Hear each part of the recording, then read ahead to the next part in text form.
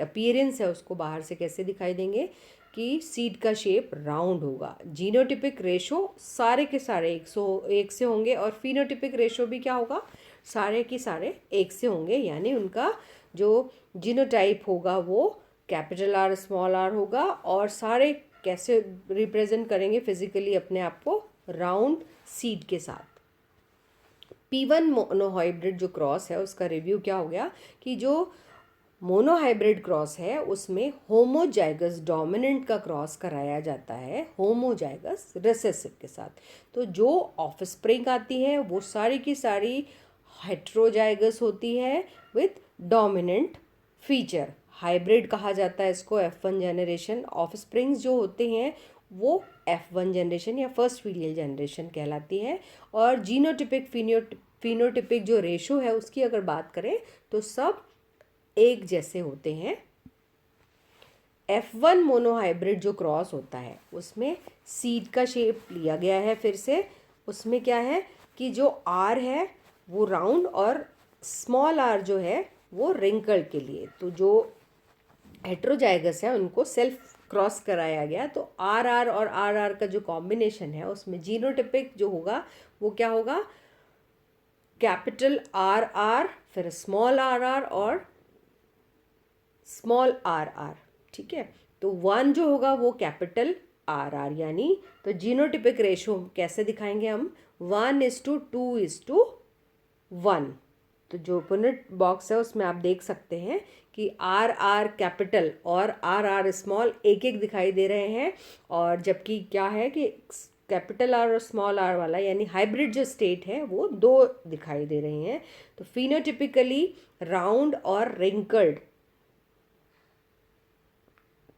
और genotypic ratio क्या होगा, 1:2:1, यानी राउंड जो है वो 3 होंगे, 1 with homozygous state and 2 with heterozygous state. तो फिनोटिपिक रेशो हो जाएगा 3:1 और जीनोटिपिक रेशो होगा 1, मतलब 1 डोमिनेंट है, 2 हाइब्रिड स्टेट है और 1:2:1 फिर रेसेसिव स्टेट आ जाती है। F1 मोनोहाइब्रिड क्रॉस की अगर हम समरी करें तो क्या हो गया कि जब हेट्रोजाइगस को क्रॉस किया तब क्या हुआ, ऑफस्प्रिंग में 25% होमोजाइगस डोमिनेंट आए, 50% जो थे वो हेट्रोजाइगस थे, हाइब्रिड थे, और 25% जो थे वो होमोजाइगस रेसेसिव है। ऑफस्प्रिंग जो है उसको कहा गया यहाँ पे F2 जनरेशन। तो जीनोटिपिक रेशो जो F1 जनरेशन का हो गया है, सॉरी F2 जनरेशन का है वो है 1:2:1 और फिनोटिपिक रेशो F2 जनरेशन के लिए होता है 3:1, यानी 3 डोमिनेंट 1 रेसेसिव। अब टेस्ट क्रॉस की बात करें तो मेंडल ने क्रॉस किया प्योर और हाइब्रिड को फ्रॉम जो F2 जनरेशन थी उसको, और इसको उन्होंने F2 और टेस्ट क्रॉस कहा। तो 2 पॉसिबल टेस्ट क्रॉस हो सकते हैं, एक तो हो सकता है होमोजाइगस डोमिनेंट और हाइब्रिड होमोजाइगस। तो ये जो टेस्ट क्रॉस था उसकी हम अब आगे स्लाइड देखने वाले हैं। जो ट्रेट है वो है सीड शेप, सीड के जो सीड का शेप है उसको लक्षण के रूप में लिया गया है। तो F2 मोनोहाइब्रिड क्रॉस जो था उसमें अलील क्या है, आर और स्मॉल आर, राउंड सीड यानी एक प्योर डोमिनेंट लिया है और दूसरा हाइब्रिड लिया है। तो जो कॉम्बिनेशन बनेगा वो जीनोटिपिकली क्या बनेगा, आर आर और आर विद स्मॉल आर। तो यहाँ पे जो फिनोटिपिकली होंगे वो सारे के सारे राउंड दिखाई देंगे, सीड का जो शेप है वो गोल होगा।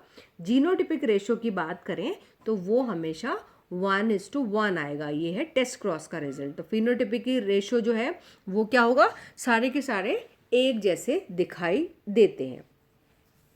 सेकेंड जो कॉम्बिनेशन हो सकता है वो ये कि हमने दोनों जो होमोजाइगस स्टेट है उसमें रेसेसिव लिया और एक हाइब्रिड स्टेट में लिया। तो यहाँ पर जो जीनोटिपिक रेशो है और फिनोटिपिक रेशो है वो, जीनोटिपिक रेशो तो कैसा आ रहा है 1:1 और फिनोटिपिक रेशो में सारे एक जैसे दिखाई दे रहे थे, लेकिन यहाँ पर 50-50% आपको दिखाई देंगे, यानी रेशो जो होगा वो 1:1 होगा।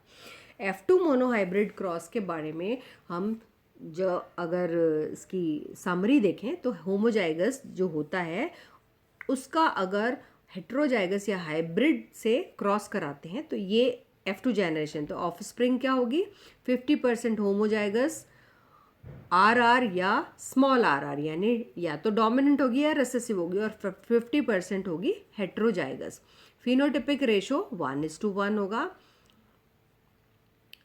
ऑफस्प्रिंग में सेम जीनोटाइप होता है, इसलिए इसको टेस्ट क्रॉस कहा जाता है। रिजल्ट जो मोनोहाइब्रिड क्रॉसेस के होते हैं वो इनहेरिटेबल फैक्टर्स या जो जीन्स हैं वो रिस्पॉन्सिबल होते हैं जितने भी हेरिटेबल कैरेक्टर्स को हम बात करें, यानी जो वंशानुगत लक्षण है वो वंशानुगत लक्षण के लिए जीन्स जिम्मेदार होते हैं। फिनोटाइप जो होता है वो जीनोटाइप पे बेस्ड होता है। हर लक्षण 2 जीन्स के द्वारा रेगुलेट होता है। वन जो जीन होता है वो मदर से आता है और अदर फ्रॉम फादर। जो ट्रू ब्रीडिंग इंडिविजुअल्स होते हैं वो होमोजाइगस, यानी बोथ अलील्स सेम होते हैं। लॉ ऑफ डोमिनेंस, तो अब इससे एक नियम निकल के आया कि जब भी क्रॉस होगा पेरेंट का that are pure for contrasting traits, केवल एक जो ट्रेट है वो नेक्स्ट जनरेशन में अपीयर होगा। जैसे अभी हमने बात करी थी कि जो फ्लावर का कलर है वो फर्स्ट जनरेशन में सिर्फ पर्पल कलर दिखाई दिया, तो ये जो है वो कहलाता है कि जो सिंगल ट्रेट है वो अपीयर हुआ। जो भी ऑफस्प्रिंग्स होंगे हेट्रोजाइगस होंगे और केवल डोमिनेंट ट्रेट जो होगा वो एक्सप्रेस हो जाएगा। जैसे RR और स्मॉल RR को अगर क्रॉस कराया जाए तो सारे राउंड सीड होंगे लेकिन हाइब्रिड स्टेट में होंगे, पर फिनोटिपिकली कैसे दिखाई देंगे राउंड सीड के साथ। तो जो डोमिनेंट कैरेक्टर है, डोमिनेंट अलील जो है वो दिखाई देता है। लॉ ऑफ डोमिनेंस इस तरीके से आप कि 2 फिनोटाइप्स। लॉ ऑफ सेग्रीगेशन, जब भी फॉर्मेशन ऑफ गैमीट होता है, यानी चाहे एग बने चाहे स्पर्म, 2 जो एलील्स हैं वो किसी भी जो लक्षण को रेगुलेट कर रहे हैं वो एक दूसरे से अलग हो जाते हैं। ये हम सब जानते हैं। जो एलील्स होते हैं एक ट्रेट के लिए वो जब भी फर्टिलाइजेशन होगा तो रिकम्बाइन होंगे, तो जो जीनोटाइप है वहाँ से ऑफस्प्रिंग में होगा। लॉ ऑफ सेग्रीगेशन यही है। अप्लाइंग लॉ ऑफ सेग्रीगेशन, तो ये जो है टॉल और शॉर्ट जो प्लांट है उसको दिखाया गया है कि जो फीमेल पेरेंट है वो हाइब्रिड स्टेट में है। इसी तरीके से मेल पेरेंट है उसमें भी, तो जो मेल गैमीट है उसका 1:1 रेशो, इसी तरीके से फीमेल गैमीट का 1:1 रेशो, तो फिनोटिपिक जो रेशो आ जाएगा वो होगा 3:1। लॉ ऑफ इंडिपेंडेंट असॉर्टमेंट, जो अलील है डिफरेंट ट्रेट से वो सेक्स सेल्स में जो डिस्ट्रीब्यूट होते हैं या ऑफस्प्रिंग्स में वो इंडिपेंडेंट होते हैं एक दूसरे से, यानी कि जो भी अलील है उसका जो एक जीन है वो दूसरे जीन को प्रभावित नहीं करता है, और इसको डाईहाइब्रिड क्रॉस के द्वारा समझाया जा सकता है। तो जो डाईहाइब्रिड क्रॉस है, डाईहाइब्रिड क्रॉस क्या है कि ब्रीडिंग एक्सपेरिमेंट जिसमें कि 2 ट्रेड्स को लेके इनहेरिटेंस को स्टडी किया जाता है। इसके द्वारा जो नियम प्रतिपादित हुआ है वो है लॉ ऑफ इंडिपेंडेंट असॉर्टमेंट। जो मोनोहाइब्रिड क्रॉस है उसके द्वारा जो नियम उन्होंने बनाया था वो था लॉ ऑफ डोमिनेंस। तो जो लॉ ऑफ इंडिपेंडेंट असॉर्टमेंट है उसमें क्या होगा, हर पेयर जो एलील का है वो सेग्रीगेट हो जाता है इंडिपेंडेंटली, मतलब एक दूसरे को प्रभावित किए बगैर। जब भी गैमीट फॉर्मेशन होगा तो ये एक दूसरे से अलग होते हैं। डाईहाइब्रिड क्रॉस यानी 2 लक्षणों को, अब क्या है, अभी तक हम क्या बात कर रहे थे कि राउंड शेप जो लिया है, अब शेप के साथ सीड की कलर भी ले लिया गया है कि या तो येलो होगा या फिर ग्रीन कलर होगा। तो जब गमीट बनेंगे गैमीट से तो ऑल पॉसिबल कॉम्बिनेशंस इस तरीके से आएंगे। ये डाईहाइब्रिड क्रॉस के लिए पिनट क्रॉस है। RY ये सारे रिप्रेजेंटेड है। तो अब जो डाईहाइब्रिड क्रॉस का रिजल्ट है वो क्या होगा, राउंड येलो 9 कौन कौन से हैं,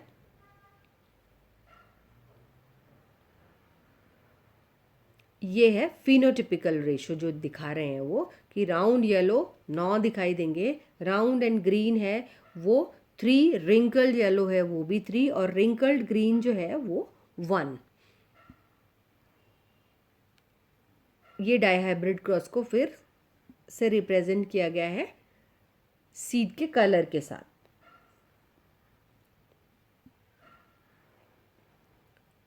टेस्ट क्रॉस जब होगा mating between individual of unknown genotype और होमोजाइगस रिसेसिव इंडिविजुअल के बीच में, तो ये इसको रिप्रेजेंट किया गया है कि एक इंडिविजुअल है जिसमें होमोजाइगस रिसेसिव है, जिसको कि ग्रीन कलर से दिखाया गया है, और ब्लू कलर से दिखाया गया है जिसमें कि अननोन जीनोटाइप दिखाई दे रहा है। ब्राउन आइज, जबकि दोनों कैपिटल बॉन्ड जब डोमिनेंट स्टेट होगी, तो हाइब्रिड स्टेट बी और बी यानी कैपिटल बी और स्मॉल बी का कॉम्बिनेशन हो जाएगा, और बी बी या ब्लू आइज ये है पूरा रेसेसिव कलर, और जो सी रिप्रेजेंट कर रहा है वो है कर्ली हेयर के लिए। ये टेस्ट क्रॉस का पॉसिबल रिजल्ट्स जो है वो इस तरीके से आते हैं। जो समरी है मेंडल के लॉ की, वो क्या है? पहला लॉ है लॉ ऑफ डोमिनेंस, यानी कि जो ऑफ स्प्रिंग है उसमें डोमिनेंट कैरेक्टर, डोमिनेंट जो ट्रेट है वो विजिबल होता है, रिप्रेजेंट होता है। लॉ ऑफ सेग्रीगेशन, 75% टॉल और 25% शॉर्ट। इंडिपेंडेंट असॉर्टमेंट, कि जब भी गैमीट फॉर्मेशन होता है तो एक अलील जो है वो दूसरे अलील को, या एक ट्रेट को जो रेगुलेट करने वाले अलील हैं वो दूसरे को प्रभावित न करते हुए गैमीट फॉर्मेशन में आते हैं, इंडिपेंडेंटली असॉर्ट होते हैं। इनकम्प्लीट डोमिनेंस, जब F1 हाइब्रिड की बात हमने करी तो अभी हम बात कर रहे थे कि जो डोमिनेंट कैरेक्टर है वो दिखाई देगा, लेकिन कई बार ऐसा देखा गया है कि कभी कभी इन बिटवीन जो है वो फिनोटिपिकल वैरायटी दिखाई दे रही है, जैसे कि वाइट रेड और वाइट का कॉम्बिनेशन जब कराया जाए, क्रॉस कराया जाए, यानी प्योर रेड मतलब RR और प्योर वाइट RR को जब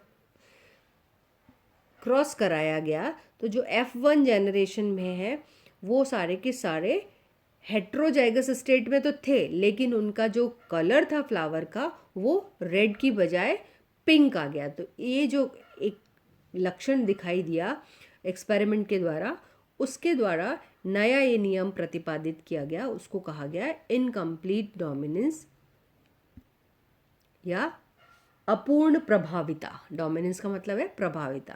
तो जब पेरेंट को क्रॉस कराया गया तो ये इस रिप्रेजेंट करा गया है डायग्रामेटिकली। तो कोडोमिनेंस, जब दो अलील्स एक्सप्रेस होते हैं इन हेट्रोजाइगस इंडिविजुअल में, मल्टीपल एलील जो हैं, जैसे ब्लड टाइप है, तो टाइप ए जो होता है ए ब्लड ग्रुप के साथ ये कॉम्बिनेशन भी हो सकता है कि दोनों एलील्स इस तरीके से हो, या जो रेसेसिव है वो साथ में हो। टाइप बी में भी टाइप ए बी जो है वहाँ पर कैसे रिप्रेजेंट करते हैं और ओ को कैसे रिप्रेजेंट करते हैं। कोडोमिनेंस की जो प्रॉब्लम है वो एक आपको दिखाई गई है कि होमोजाइगस मेल है जिसमें कि बी ब्लड ग्रुप है, और हेट्रोजाइगस फीमेल जिसमें कि ए है, तो उसका जो पुनेट चार्ट है वो ब्लॉक है वो किस तरीके से बनाएंगे स्क्वायर बना के, और जो हाफ हाफ इस तरीके से आपको मिल जाएगा। तो जो कोडोमिनेंस है उसकी एक और प्रॉब्लम है कि मेल जो है वो प्योर ओ है, ओ रेसेसिव है ना, तो फीमेल और फीमेल टाइप जो है उसमें हेट्रोजाइगस स्टेट है। यहाँ पर भी हाफ हाफ तरीके से। एक होता है सेक्स लिंक ट्रेट्स या जीन्स जो होते हैं वो अगर 6 क्रोमोसोम पर प्रेजेंट है तो वो कहे जाते हैं सेक्स लिंक ट्रेट्स।